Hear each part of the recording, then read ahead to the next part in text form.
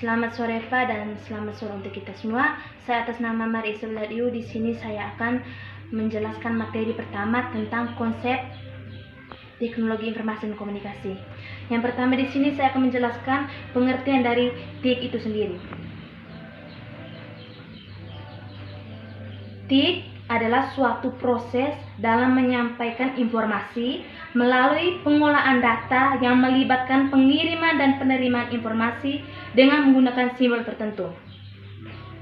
Pendapat lain menyebutkan definisi TIK adalah hasil rekayasa manusia dalam melakukan proses penyampaian informasi dan pesan dari satu pihak kepada pihak lainnya dengan cara lebih cepat, lebih luas sabarannya, dan lebih lama penyimpaannya. Dengan kata lain, TIK merupakan semua teknologi yang berkaitan dengan peralatan teknis untuk memproses dan menyalurkan suatu informasi. Dari penjelasan definisi terdapat dua aspek yang terdapat dalam TIK itu sendiri. Yang pertama, teknologi informasi, yaitu semua hal yang berhubungan dengan proses, rekayasa, penggunaan alat bantu untuk memproses data dan pengolahan informasi. Yang kedua, teknologi komunikasi, yaitu semua hal yang berhubungan dengan penggunaan alat bantu untuk melakukan proses transfer data dari satu perangkat ke perangkat lainnya. Yang kedua, fungsi teknologi informasi dan komunikasi.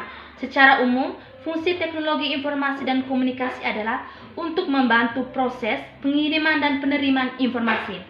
Adapun beberapa fungsi TIK dalam kehidupan manusia, antara lain satu, fungsi kaptur, yaitu TIK memiliki peran sebagai alat untuk menangkap informasi dari berbagai sumber. Yang kedua, fungsi processing. Dalam hal ini, TIK dapat berupa gabungan dari beberapa rangkaian aktivitas. Sebagai contoh, komputer menerima input data dari alat sender, lalu data tersebut diproses hingga menjadi sebuah informasi dalam bentuk teks atau gambar. Yang ketiga, fungsi generating. Teknologi informasi dan komunikasi dapat berperan sebagai alat untuk mengelola informasi menjadi lebih terarah sehingga lebih mudah dimengerti. Sebagai contoh, penjelasan suatu informasi dalam bentuk tabel atau grafik. Yang keempat, fungsi strongy. TIK juga dapat berfungsi sebagai alat untuk menyimpan atau merekam informasi dan data ke dalam media tertentu sehingga dapat digunakan sewaktu-waktu. Sebagai contoh, data dari komputer disimpan ke dalam flash disk atau hard disk retrieval. Dengan adanya TIK, maka manusia bisa menelusuri, menyalin, dan membuka kembali data atau informasi lama yang pernah disimpan di sebuah media penyimpanan. Misalnya, penggunaan komputer membuka data yang terdapat pada flash disk. Yang keenam, fungsi transmission. TIK juga memiliki fungsi sebagai alat untuk mengirim data atau informasi digital dengan menggunakan perangkat komputer sebagai medianya. Sebagai contoh, mengirimkan sebuah data rekapan dari sebuah komputer ke komputer lainnya dalam satu jaringan. Yang keempat, manfaat teknologi informasi dan komunikasi. Setelah membahas beberapa fungsi TIK, secara umum tentu kita akan dapat mengetahui apa saja manfaat bagi manusia. Ada 5 manfaat utama TIK bagi manusia. Yang pertama, 1. Sarana komunikasi. Cara berkomunikasi antara manusia telah mengalami perubahan dari waktu ke waktu. Bila dulu surat merupakan cara berkomunikasi yang banyak dilakukan, saat ini sarana berkomunikasi sudah menggunakan email, ponsel, dan media sosial. Yang kedua, mempermudah proses belajar.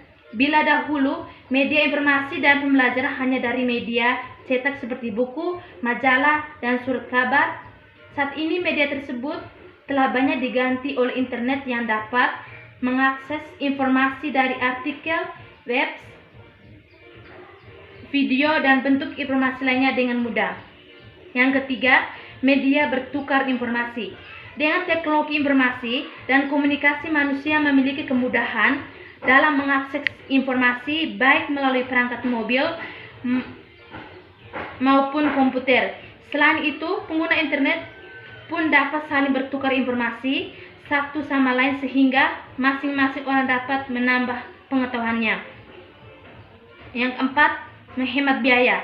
Teknologi informasi dan komunikasi saat ini mengalami pertumbuhan yang sangat pesat. Berbagai informasi dapat diakses secara gratis dan berkomunikasi dengan orang lain pun menjadi lebih murah dengan menggunakan internet dan perangkat mobil atau komputer. Yang kelima, meningkatkan produktivitas. Manfaat TIK dan peningkatan produktivitas sangat disarankan oleh masyarakat secara umum. Sebagai contoh, para pekerja dapat mengirimkan hasil pekerjaannya kepada atasan atau kolega melalui email di mana prosesnya lebih cepat dan aman.